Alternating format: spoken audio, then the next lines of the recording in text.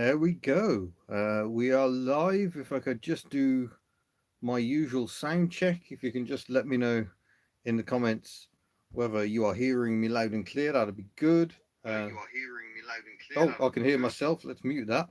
That might make life easier. There you could hear but yes, I can hear myself, so that's all good. Oh, now it's buffering. Most people. I mean, I've got the microphone right there, so hopefully that's working.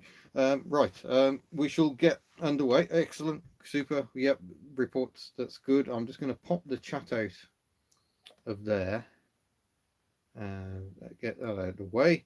And what I want to do now is start going through the answers to the quiz before we get into questions today. Let me just find the chat window. There we go. The quiz ended up being a bit more difficult than I really anticipated. Um, I perhaps got a bit too carried away with my knowledge and certainly made it far too British focused, forgetting I've got a worldwide audience. Speaking of which, hello, especially to America. America's been pushing for a different time for these live streams. So hopefully there's a few Americans there. So hello if you are from America. But I also know we've got people from New Zealand and Australia tuning in. And this is very early in the morning. So hello, all you early birds in the Antipodes. Right, let's get into the questions. We'll go through them. I'll discuss them a bit, but this is going to take quite a long time.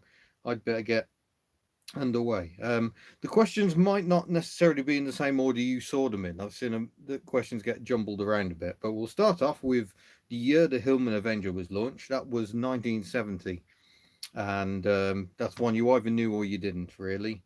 I know it because I don't think it quite. No, it just squeaked into my book A to Z of Cars 1945 to 70, but only just.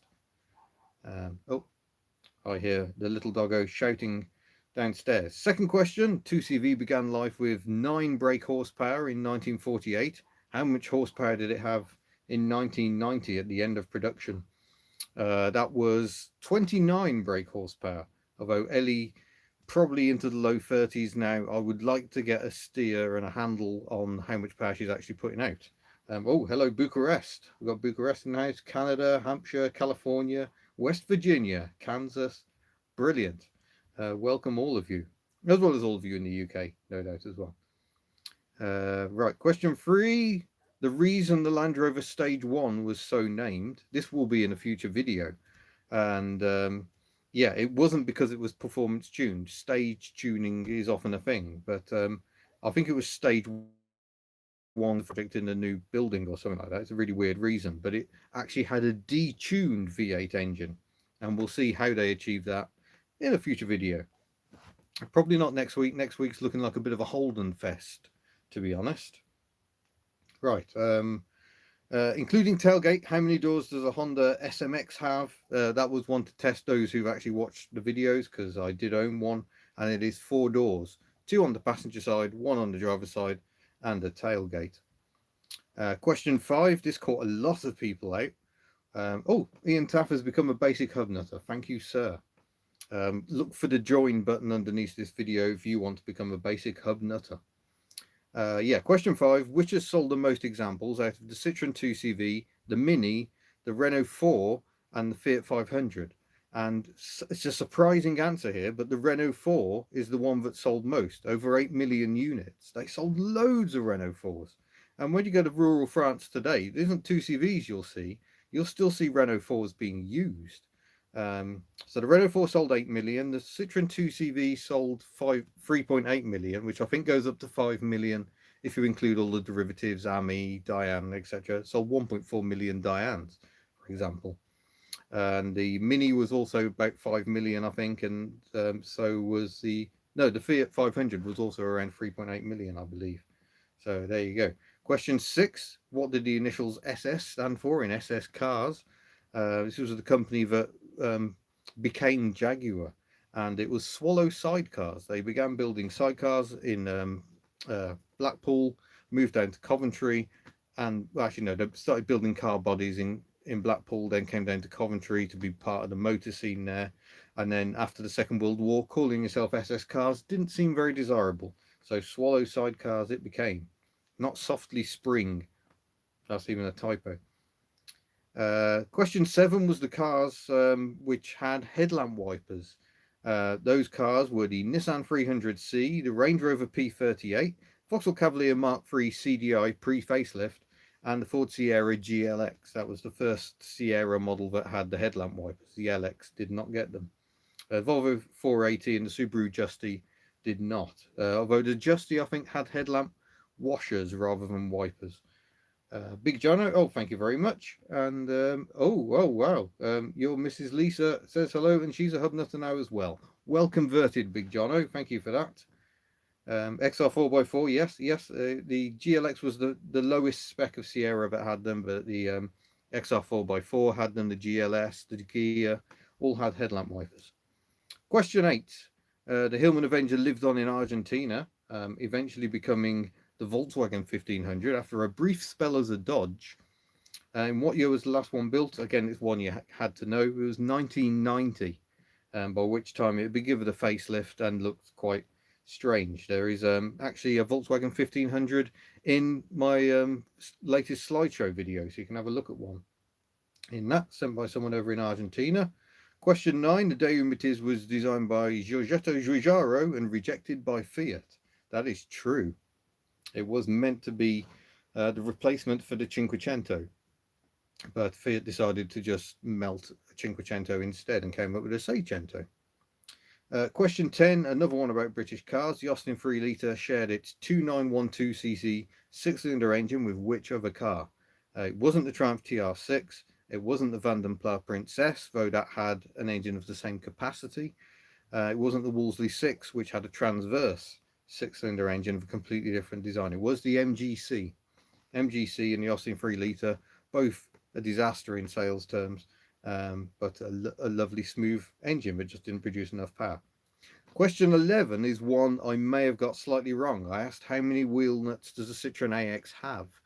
I was thinking of most AXs, which have 3 nuts per wheel, so that's 12, but it has been pointed out to me the GTI actually had 4 stud hubs, and so that would have been 16. So that was an error on my part. Sorry about that. Question 12 was which HubNut video has had the most views as of May 2020, and it's the Green Goddess Will It Start. So that's a simple one. Proton Aeroback is the second one in that list, and the Morris Marina UK test has done very well for views. Question 13, one you had to know. Oh, I've clicked the wrong button. It's all gone very HubNut. Who designed both the Simca 1307 stroke Chrysler Alpine and the Rover 800? And that was Roy Axe. Is someone we haven't really heard enough of, I don't think, in this country. A very talented man. Also styled the Rover 200 R8. And yeah, I think he also had the unenviable job of trying to make the Montego attractive, because when he joined Austin Rover, it was already pretty much set in stone. So, but I think his tweaks did improve the Montego. It was worth some of his ingenuity there. What was the name of the two-door special Range Rover?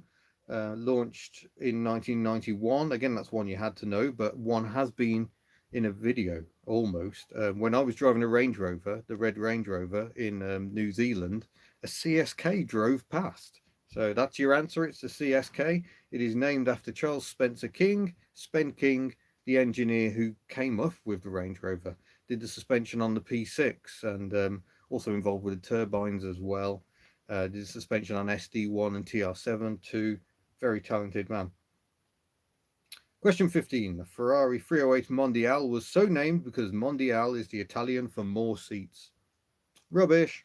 Absolute false news. That one. So that was a true or false. What was the last British four-wheeled car sold with all drum brakes? This caught a few people out. It's not the Daimler DS420, that had all discs. It's not the Mini, that changed to discs in about 1984 on all models. Cooper's had them earlier than that. Oh, thank you Car Nerd for becoming a basic hub nutter. And it's not the Reliant Kitten, because production of the Kitten ended in the early 1980s. It is the Rolls-Royce Phantom 6, because that was based on the Silver Cloud. And the Cloud still had drum brakes. The Silver Shadow introduced disc brakes, but they felt the drums were quieter in operation, so more suitable for the pedestrian performance. You normally have your Phantom 6 state car for. They weren't designed for ordinary folk. Daewoo Espero, designed by which Italian styling house? That was Bertoni. That's one you either knew or you didn't. Where's my chat box gone again? Thank you, Jack the Beast, for your donation there. Very kind of you. And hello, Western Australia. Must be pretty early in Western Australia as well. I'm not sure how the time difference works down there, but welcome.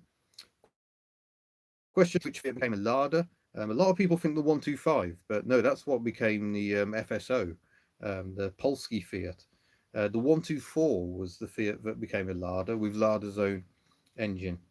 A bit rough, but very hardy.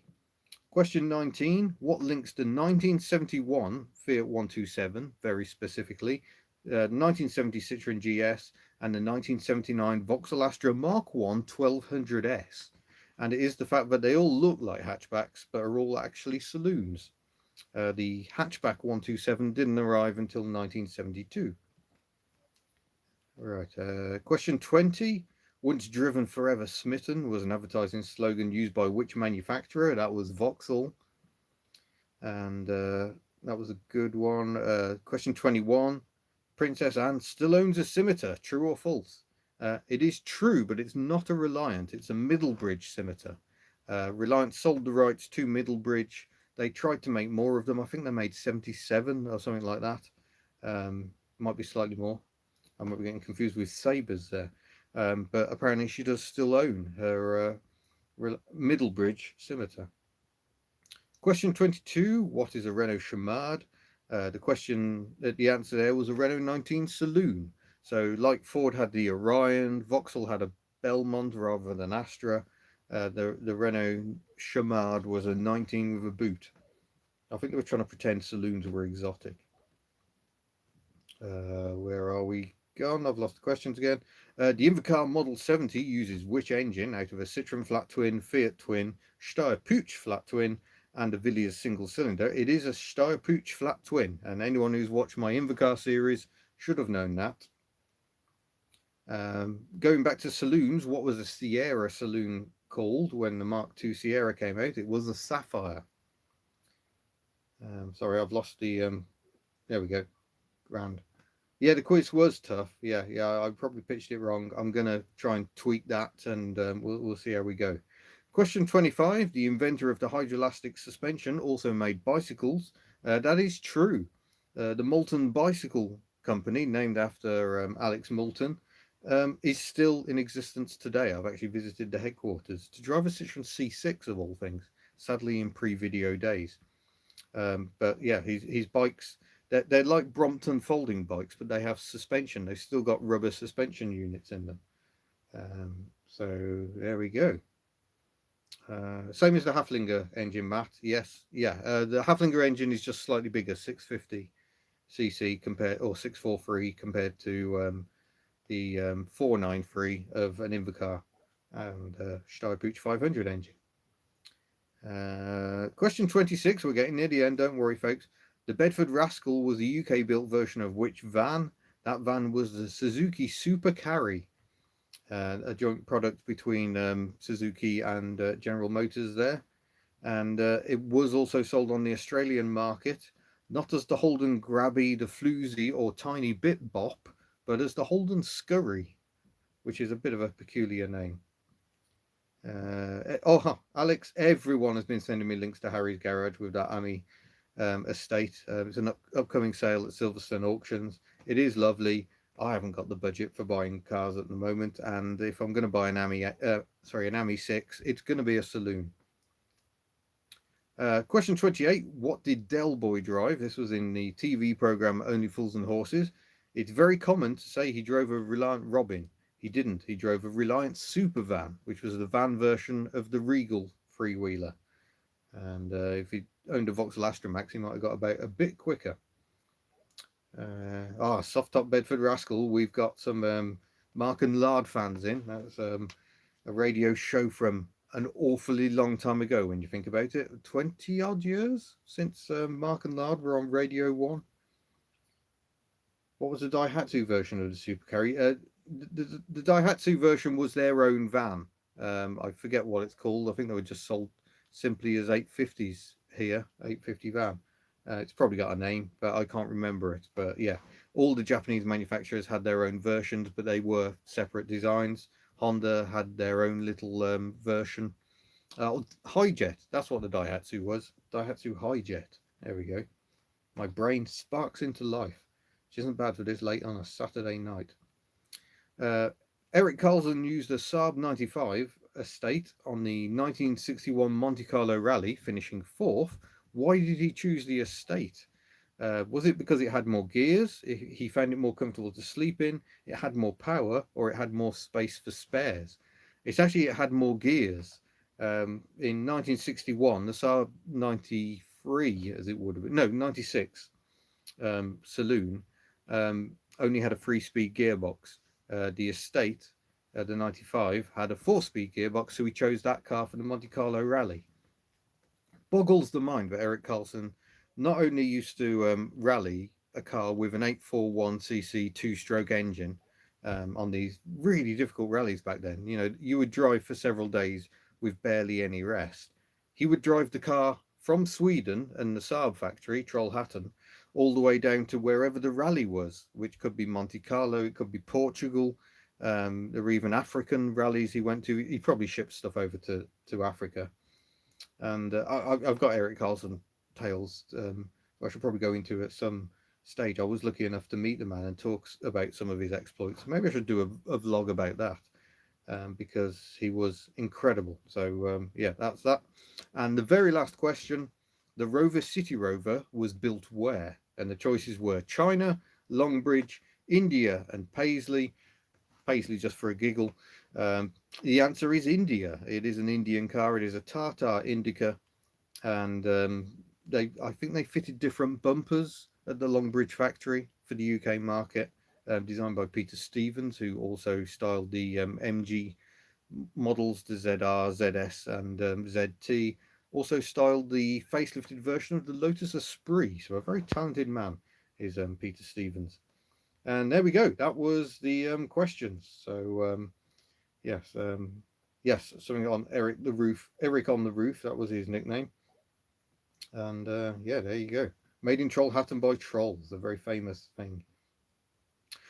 Live chats or interviews with other people, I'm probably not going to do any more because they're terrible for views and they take quite a lot of arranging. The interviews themselves tend to be quite long, and yeah, they're not really working for me. So yeah, unfortunately, I don't think I'm likely to speak to Harry's garage. I'd quite like to. I harbour a dream of going there and playing with the wipers on all of his exotic cars. Don't want to drive them, just play with the wipers. So maybe it'll happen one day. I need to find a way to get in touch with Harry, really, and we'll see what we do. And yeah, Mark's also trying to get me to buy that Ami from the Silverstone auctions. Nope. Someone asking where HubNut Goes Global is taking place this year. I don't think I'm going to be going global by the look of it. I think this is going to be a year for staying put, unfortunately. Oh, Ian Taff has made a donation. Thank you very much. Oh, he's a fan of Wumpty Metro buses and Fleet Lines. I'm desperate to get my hands on both. Cameron asks, why shouldn't you put the handbrake on an automatic if it's in park? It's not that you shouldn't, it's just that I often don't. The automatic gearbox has like a ratchet in it and a locking pull, so when you put it in P, it locks the transmission to stop it moving. It's not really designed as a restraint, it's more like just a bit of a backup, like you put a manual car in gear, you don't trust the handbrake, but a lot of people, me included, do trust them and do use them quite often and leave the handbrakes off. To be honest, I get used to leaving handbrakes off because I park my cars up all the time. The GSA is resting on a rock at the moment, so I can leave the handbrake off. I don't like, because my cars tend to get used intermittently, I don't like leaving them parked up with the handbrakes on because it can lock up the wheels, it stretches cables. It's generally best avoided, I think. Oh, thank you, Revolution 11 from Canada there.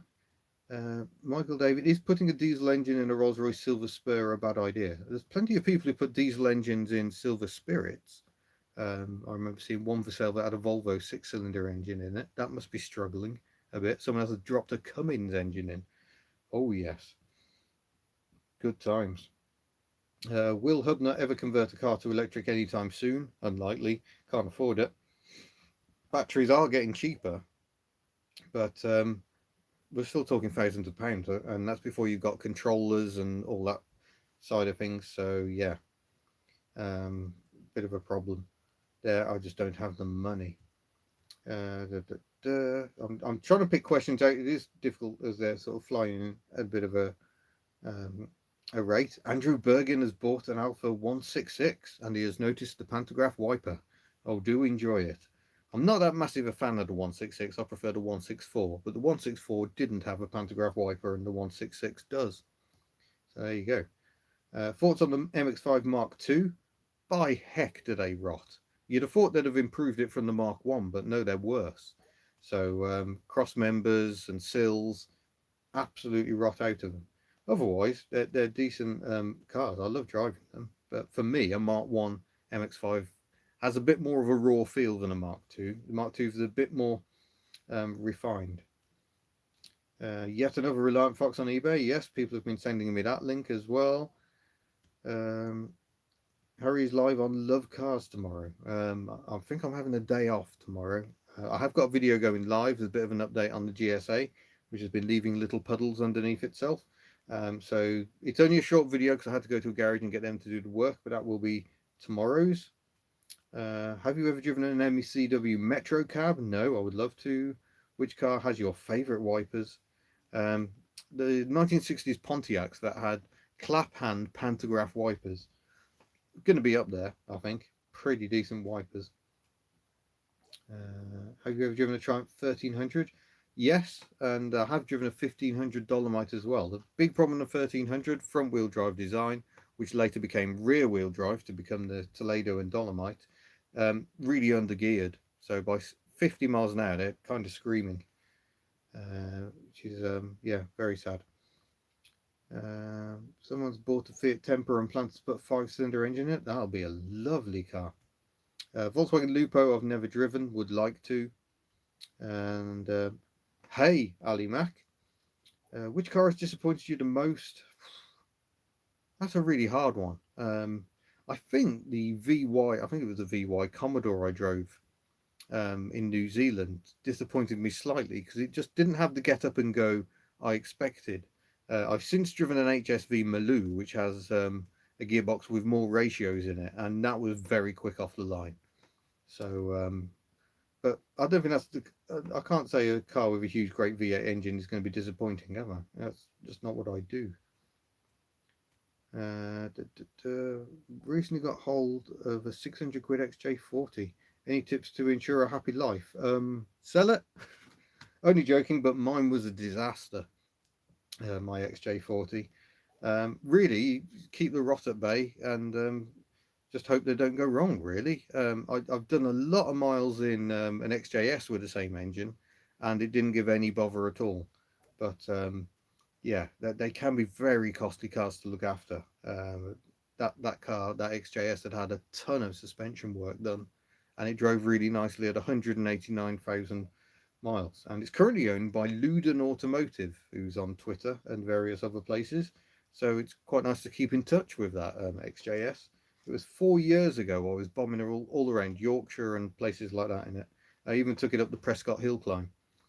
I'm not sure I managed to video that, but definitely good fun. I seem to have got slightly out of scope with the questions. Sometimes the questions stop scrolling, which is really, really irritating. There's 2 Reliant Foxes. Oh yeah, there's a camper about as well, isn't there? Many people have sent me that link too. Fiat 127 Sport or GT? Yeah, I reckon I can do a Fiat 127 Sport. A cracking car. It's been in one of my NEC videos because the Fiat Motor Club had it at the NEC maybe a couple of years ago. The Lexus LS400 has had a few changes of owner, I'm afraid, and I don't know where it is now. Sadly, the price it was fetching. It may have fallen into the engine donor category, but we'll hope not. I haven't checked to see whether it's on the road anymore. What brand tyres are on the GSA? Nankang's. Not my personal choice. It can be a little understeery in the wet, although they always were a little understeery. So yeah, I might put Michelin's on it if I can. We'll see how that goes. Someone owned a Xantia V6 Activa, hoping to do a video on one of those. I was trying to line one up last year. It didn't quite happen, mostly because I was just feeling utterly broken. It was at that Citroen Centenary event. The roads around there were all straight lines. You don't want to drive a car with Activa suspension on roads with straight lines. That would be a complete waste of time. Yes, the Volvo 480 did have headlamp washers, but it was specifically wipers. To my knowledge, the only car with pop-up headlamps that had headlamp wipers as well was the Nissan Silvia S12, I think it is. And I encountered one of those in the Netherlands and did a magazine feature on it. Sadly, no video. Although it has appeared in a video, I think, because it came to Japan Classic Sunday. But yeah, pop-up headlamps with little headlamp wipers inside. How very Japanese. Review a Rover 75 V8. I'd love to do that. When you take the 2CV for an MOT, you're going to video it? Yes, certainly am. If the 2CV fails the MOT, I might dig the Matiz out, or I might just give in and bring the GSA back home. We'll see how we go. You seem to like French cars mostly. What is it you like about them? The style, the driving dynamics, but not so much the electrics and the creaky dashboards. That's what I love about the French cars. They're just astonishing to drive. I just find French cars drive like nothing else. Now, it's not just Citroen. Peugeots, Renaults, especially from the 60s through to the 80s, tend to have a marvellous mix of rider and handling, and those are two of the things I like most in a car. Do you like Citroen BXs? I've had loads of them, but I think I'm done with BXs. They're becoming too rare. Do you think a Daewoo Matiz would make a good first car? Yes. Yeah, they're good fun and simple to drive and fairly easy to look at, computers aside. Someone's mentioned Bad Obsession and their gearbox rebuild. I haven't seen that yet. That's their How We Did It, rebuilding a Toyota gearbox. I'll watch that shortly. That should be fun. Stuart 007's just been watching the Croatia trip in the 2CV. Yeah, I'm struggling to believe that was last year. It feels a lifetime ago. Have you driven a Mitsubishi Sigma? No, but I've got two Magnas sitting in the huge backlog of videos, so they'll be coming out at some point. Can you recommend a jump pack as I'm in the market for one? Let me grab this one a moment. This is one I actually got sent for review, so I haven't paid for this, but it's an iClever, and I'll tell you the spec on the back of it. If I can find it. Peak starting current is 800 amps, and starting current generally is 400 amps, and it's a 20,000 milliamp hour battery capacity. This has been brilliant. I couldn't take it on the HubNut Goes Global trip because you're not allowed to take lithium batteries like this on planes, but it came in massively helpful on the Croatia trip because it's got the torch as well. And so it's very, very bright. It's got various flashing modes as well, should you feel the need to have a disco. It's been brilliant, and I use it all the time because it's got USB output, so it backs up my phone. When that runs out of power, and this Samsung Galaxy is terrible for that, it really munches battery power. So I can't remember how much these are, but I have got a review on my channel. There are links variously in there as well, but yeah, it's an iClever. It's got Type-C, so it charges pretty rapidly. It'll charge the smartphone several times. Really useful bit of kit. And I've started all sorts of stuff with it. A Mitsubishi Delica with a completely flat battery, flat for months.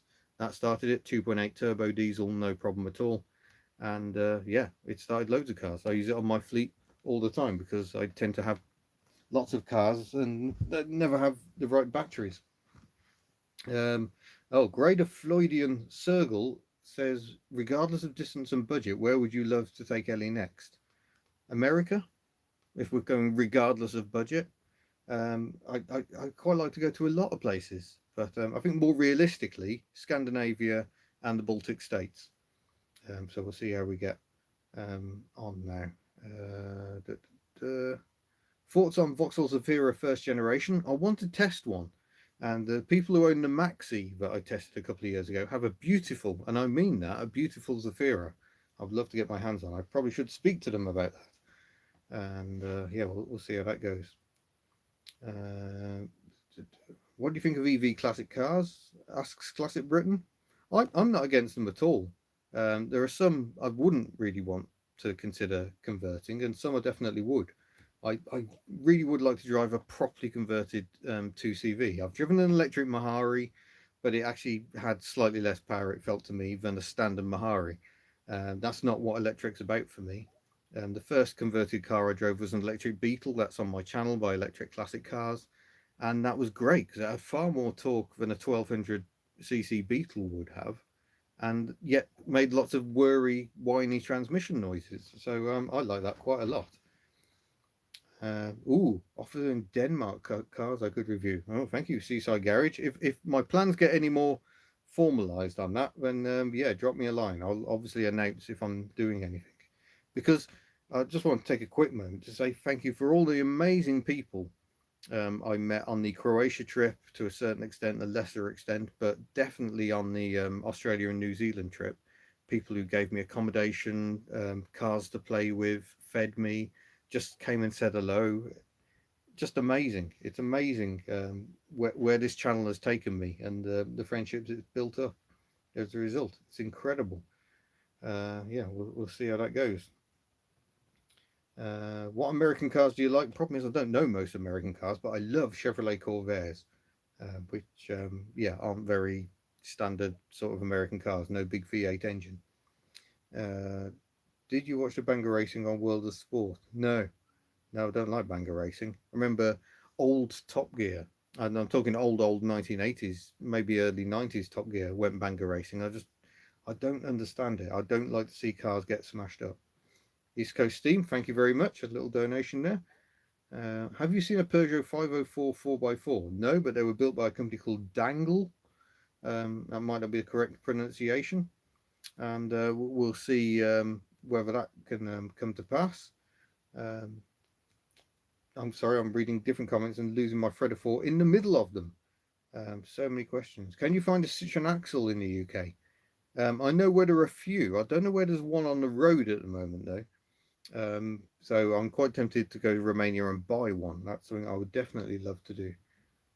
Probably need to do that before it becomes no opportunity. Peugeot 306s, I've owned one. I had a D Turbo many years ago, back when it was a fairly modern car and it cost me a lot of money. Lovely ride and handling, great turbo diesel engine, and yeah, I did about 30,000 miles on it. I really liked it. But then the electric started playing up and went a bit French on me. You'd lock the doors and then they'd unlock themselves. That was fun. Citroen H-Van review I definitely need to do because, yeah, I drove all the way to Sweden and back in one. So I have plenty of experience of driving Citroen H-Vans. And I think I'm about ready to consider doing so again after that trip 12 years ago. What would you recommend as the best cheap Rover? Ooh, 600s. 600s are where my money is in Rovers. Lovely cars. Oh, excellent. Classic Britain. He reckons he can get me into Studio 434. That is a remarkable collection of cars. I'm not sure it's all that HubNut, to be honest. There's a lot of very, very top-endy stuff there. There's some amazing collections of cars in this country, and that's just one of them.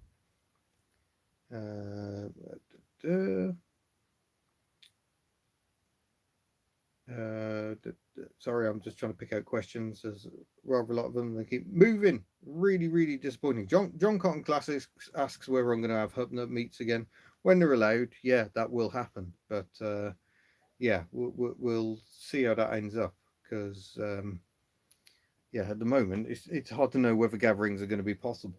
And the biggest issue with HubNut gatherings is I have no idea how big they're going to be.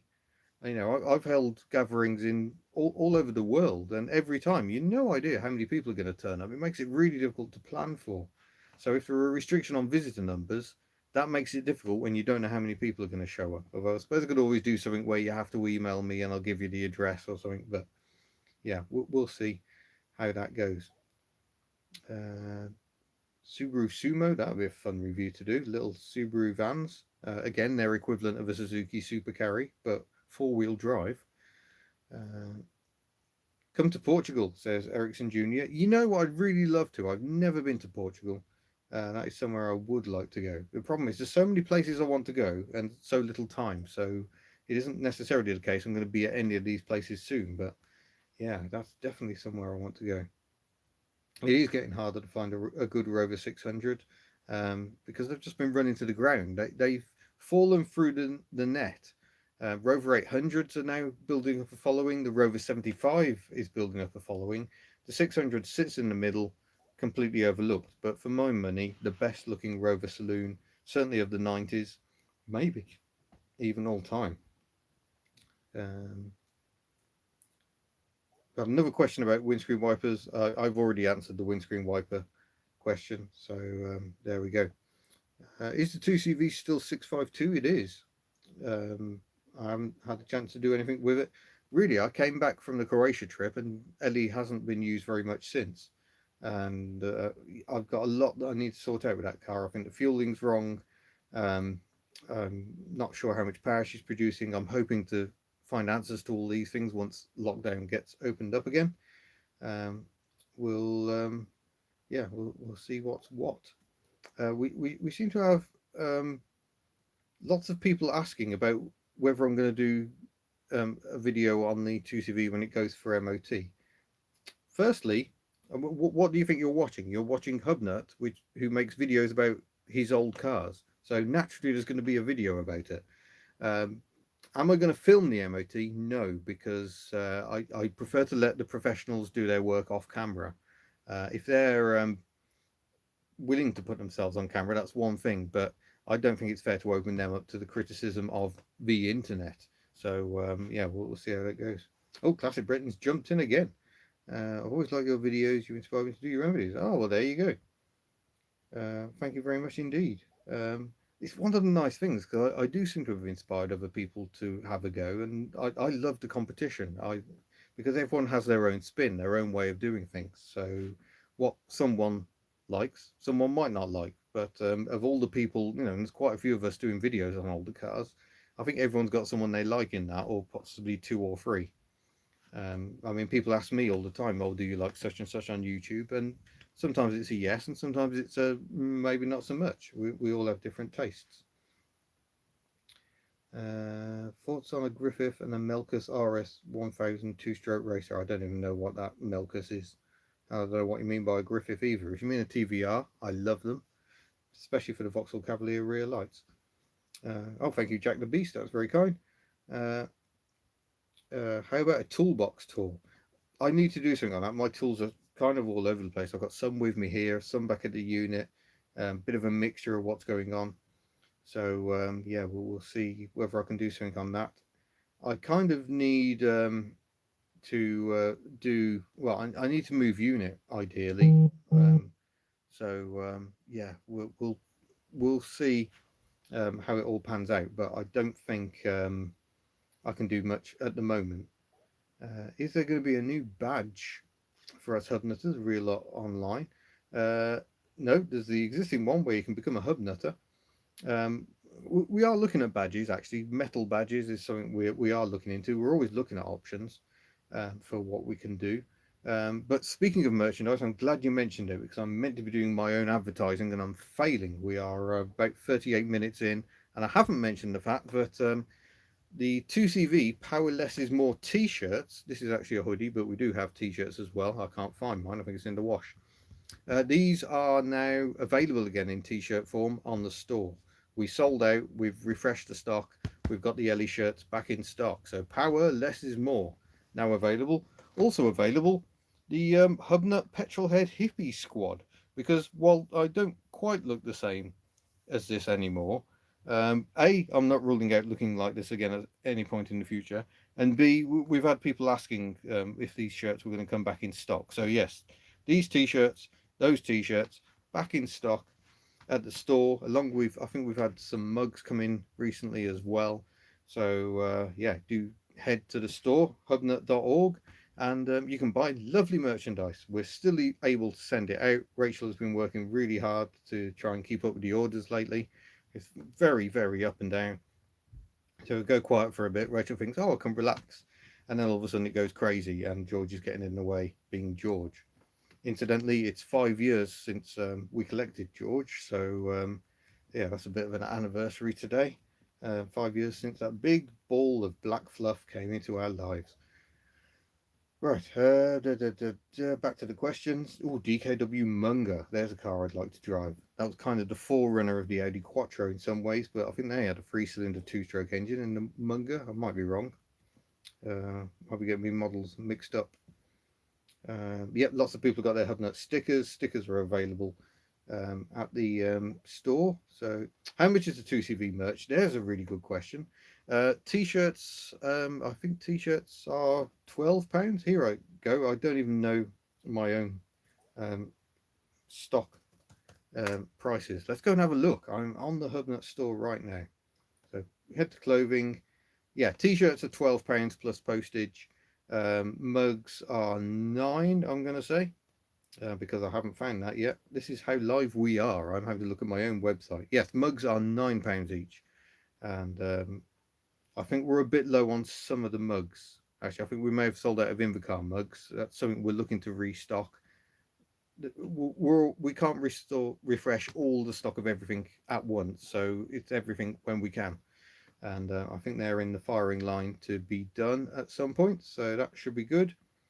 And I think we're going to be doing another run on the HubNut polo shirts as well. So, oh, a treat for George there. Thank you very much, Scottish Car Enthusiast TV. I no longer live with George, but I'm in regular contact with George and Rachel, so that's good times. We don't have Foxan hoodies.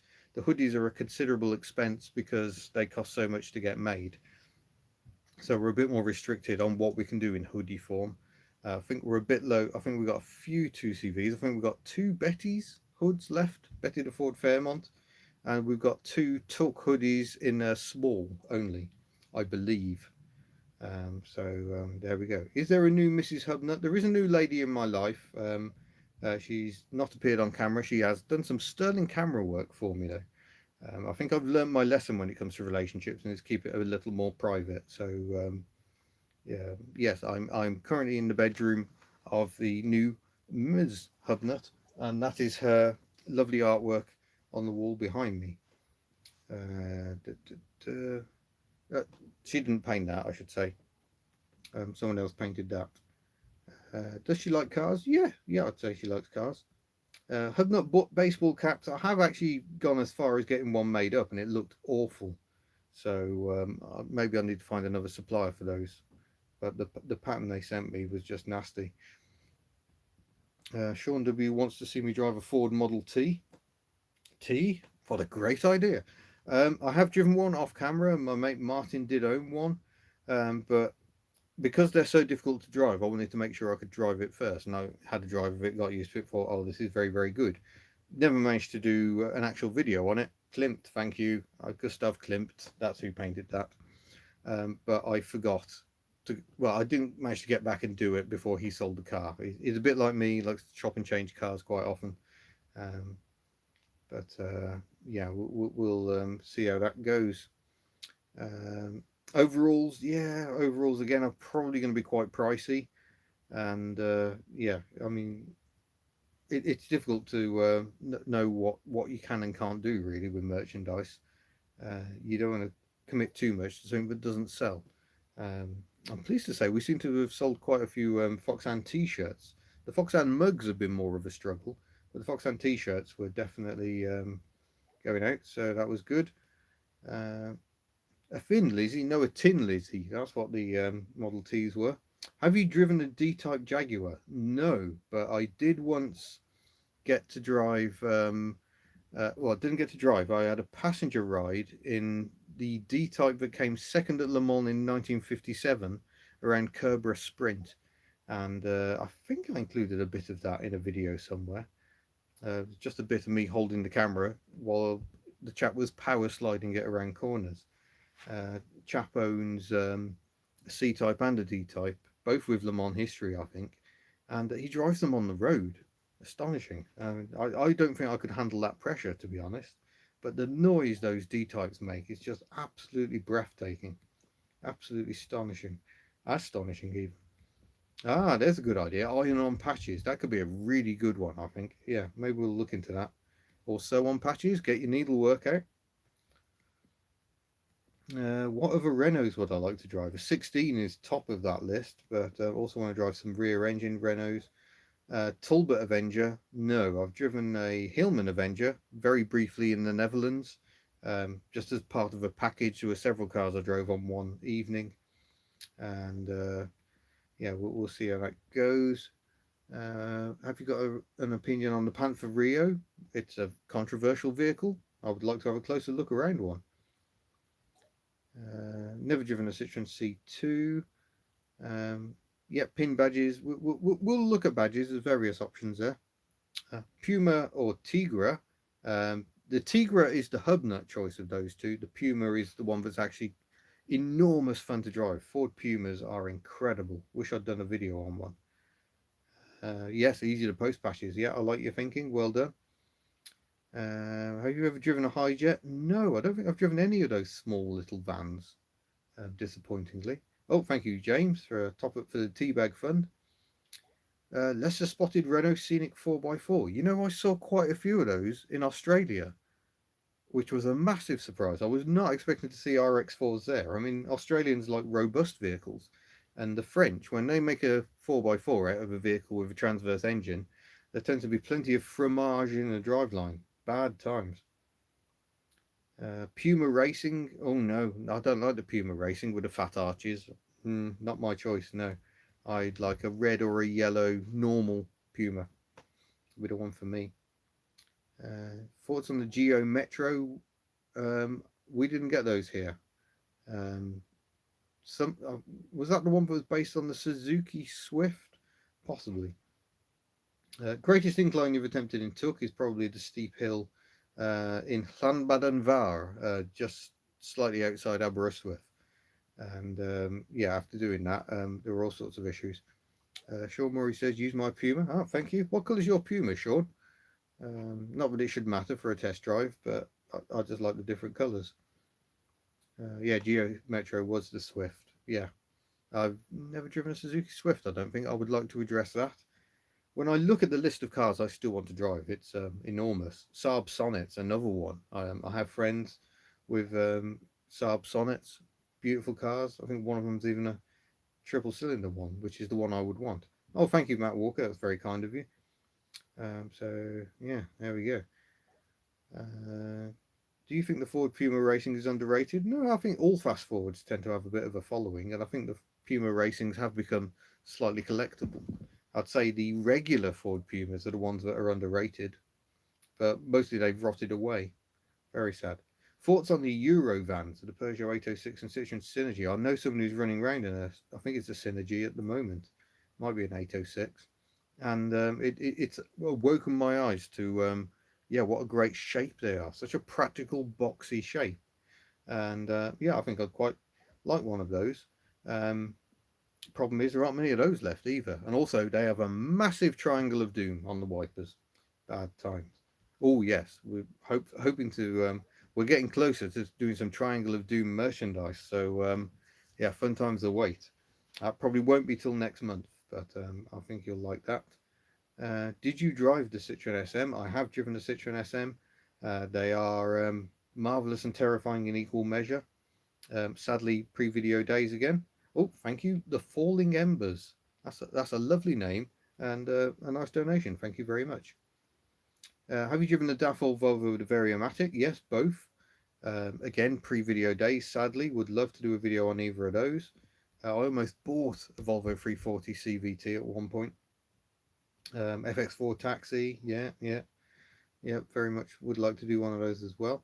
Oh, you've got Transit County, have you, Peter? That'd be an interesting one to do. But at the moment, I've got such a backlog and I can't travel anywhere. I'm not adding to the list. So I think it's one of those. You can drop me an email, ian@hubnut.org, at some point in the future when some sort of normality has come back to us. Then, yeah, let me know. I'd love to do that. I would certainly love to do a Panda 4x4 as well. Oh, Daihatsu Hijack. Everyone's got lovely cars everywhere. I'm never going to be able to drive all of them. It's absolutely heartbreaking. Oh, Silver Sean, and it is a 1.7. Thank you very much. Never driven a Honda Legend, never driven a 406 V6, but I have driven two Citroens with the same ES9 V6 engine. Absolute peach of an engine. Lovely cars. So if you go and check out I've done Xantia and XM V6s. Definitely worth checking those videos out. Some very lovely noises in there. Cold War Motors, someone I need to check out more, really. 406 V6, again, yeah, would like coupe, but Triangle of Doom, so problems. Do I still watch Roadkill? Now, there's an interesting one. I've just ended my subscription to Motor Trend On Demand again because I don't feel it's good value for money. But I believe there's a new offer open, which is $3.99 in the UK. So it might be worth taking up again. But they've started releasing their videos in bulk. So all of a sudden they'll dump weekly all the dirt every day. So I like dirt every day, but not on that sort of regularity. They'll dump a load of roadkill garages, a load of hot rod garages in sort of bulk like that. It's really, really irritating. I don't know why they've messed with the formula. And I actually did a bit of a rage quit on the Motor Trend because it just upset me that much. So at some point I'll take it out again and I'll catch up with a backlog. That's what I'm going to do. Very, very irritating because I love the Roadkill guys. I think they're so good at what they do. David Freiberger and Mike Finnegan. And they're so likable. There's no fake jeopardy. It really is as chaotic as it looks. I love it. Love it. Brilliant stuff.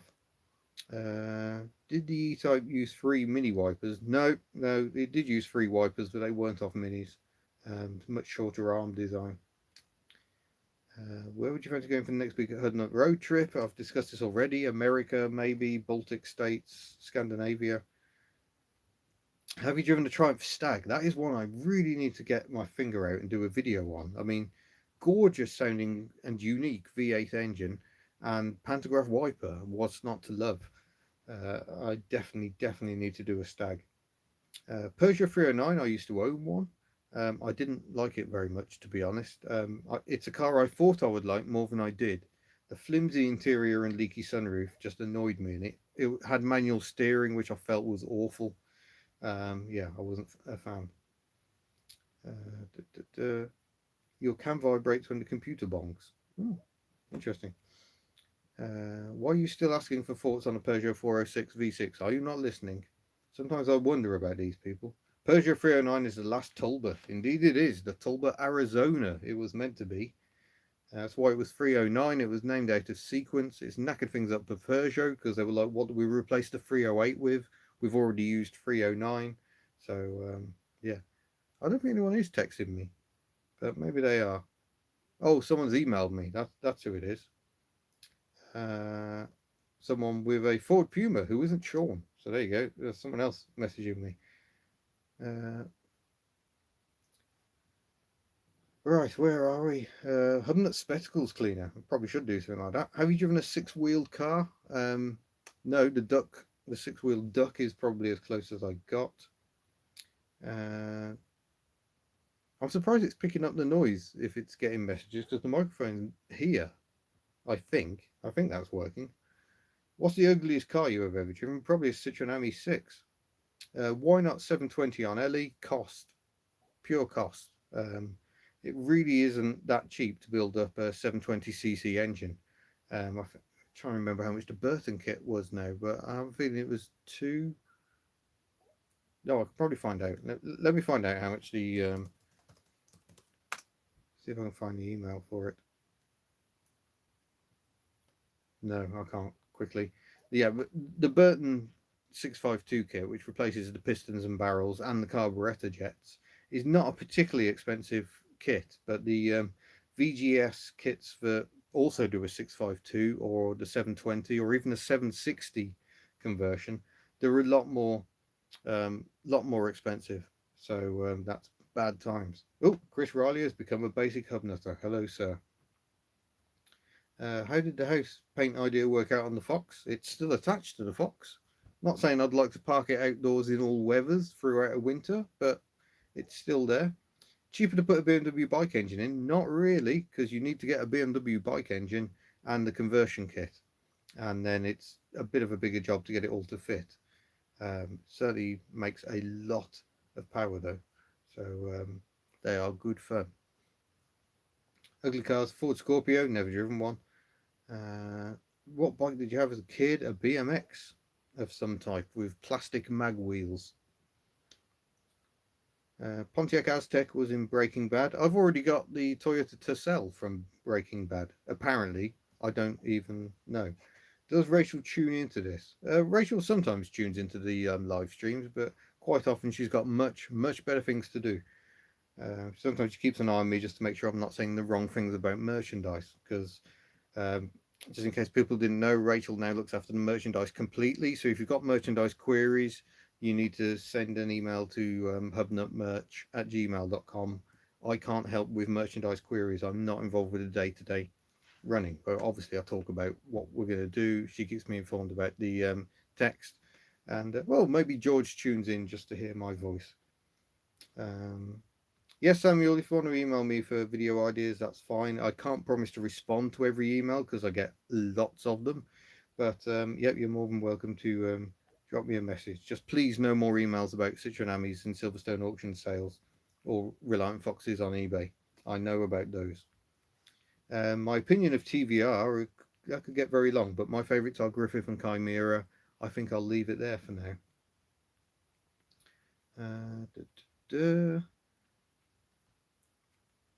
Ever drive an LEVC TX taxi? No. Is that the new electric one? I don't really know, but I haven't done that. Please test drive a Smart 44 or Roadster. I don't like the Roadster's awful gearbox, and I think they use the same semi-auto gearbox in the smaller 44s. I could be wrong because that's more a Mitsubishi design. But yeah, it's definitely one to do. My email address is ian@hubnut.org. If you want it. Lomax freewheelers. I'm not a fan of those Lomaxes. Funnily enough, Rachel was. She disappeared with a friend of mine in his Lomax. But she absolutely loved the experience. But I'm not really a fan of the Lomax. I prefer a 2CV in 2CV form. Thoughts on a B10 coach? I've driven a Volvo B10M. It was the first big vehicle I drove. I just approached Johnson Coaches back in the day, and they had an off-road area where they would do some teaching because they used to teach their own drivers. I don't know if they still do. This is going back 20 years at least. And so I drove a Volvo B10M with Plaxton bodywork and had a wonderful day. That was my birthday 20 odd years ago. It's a bit scary. So definitely pre-video days. Did I miss the quiz answers? I'm afraid you did, but don't worry. Once this is all over, you can start again. I did the quiz answers quite early in the live stream, so you haven't got to watch an hour to find out where they are. How's the Green Goddess? It's still sitting there. I would still like to see it again one day, but it's a long way north in Scotland, so going to be difficult. Would you ever have a Rolls Royce? Yes, but it'd have to be a Silver Spirit, and I'm not sure I'll ever be able to afford it. What's the next road test video? I have no idea. Tomorrow is a quick update on the GSA. Monday is a video about how I edit my videos. Obviously, I don't edit a live stream. I'm talking to you now. This is as live can be. But normally, I do have to chop the videos down a bit. So I'll do something a bit on that. That will be in a future video. Johnson Brothers of Hodville. No, I don't think so. Johnson Brothers near Stratford, in Stratford-on-Avon. Elvis Stalwart, Rolls Royce. Oh yeah, that's true. Rolls Royce 8-cylinder military engine in those. Right. Any thoughts on me learning to weld? Still scared. Maybe one day. But HubNut behind the scenes. Well, you'll be sort of getting that. You'll be seeing how I do the editing and how I do the recording. You can quite often see because it's just me talking into a camera. I don't record. I don't script things. I will do research the day before, um, which is why people often say, "Oh, here's some keys. Do you want to drive my car?" And sometimes I will, but quite often I say no because I have to do my research. Otherwise, what am I going to talk about? I know quite a lot of facts. Oh, yeah, we go. Henley and Arden. That's the place I was trying to remember where Johnson coaches are. Um, yeah, what was I talking about? Trying to remember stuff for videos. But yeah, I generally like to actually do some preparation because I want to put facts in the videos because I think if you're telling someone about a car, you really want to include some facts. That's what I try and do. It's what I used to do with magazine writing, and effectively, I'm just trying to translate that into the video screen. Mazda 323F with pop-up headlamps, future classic, definitely. There are none left. But I think I'm going to have to end it there, really, because we're at the magic hour. It's now 9 o'clock in the evening here in the UK. I don't know what time it is where you are, but yeah, we'll see how we go. But thank you for all taking part. I'll be back again next Saturday. Going to return to the earlier times. I'm planning to be live at 11 o'clock in the morning. So I'm sorry, America, that's going to be the middle of the night for you. But New Zealand and Australia, it's much more friendly for them. So maybe we'll take it in turns and see where we go. But yeah, thank you very much, everyone. And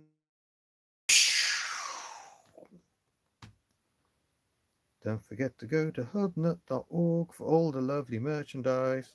I'm terrible at remembering that.